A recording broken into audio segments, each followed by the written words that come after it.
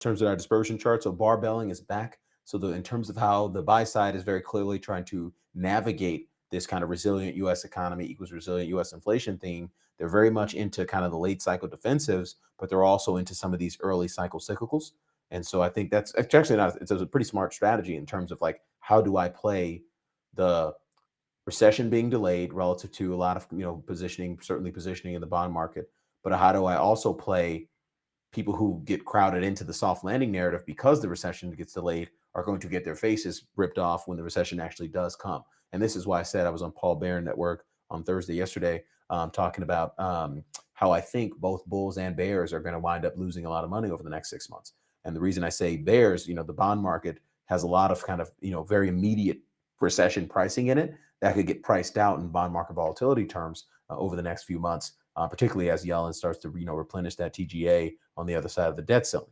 So that's how the bears can get their faces kind of ripped off. How the bulls get their faces ripped off is you continue to see growth data surprise to the upside. You continue to see resiliency amongst the U.S. consumer and the overall U.S. economy that continues to get investors very involved in the equity market again.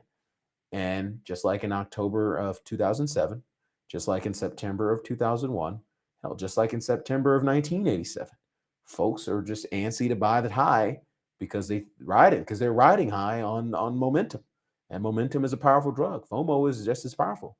And so, I could easily see the soft landing narrative get sort of like overly priced in after we, push the bond market volatility meter back up because the economy is doing better than everyone expects, 3, 4, 5, 6 months from now, right at the time where you need to be degrossing into the recession playbook.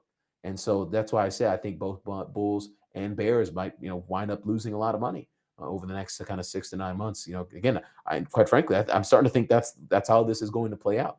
You need to give me a very good reason why that's not going to be the case in the context of what we clearly see in terms of our modal outcome scenario on page 3.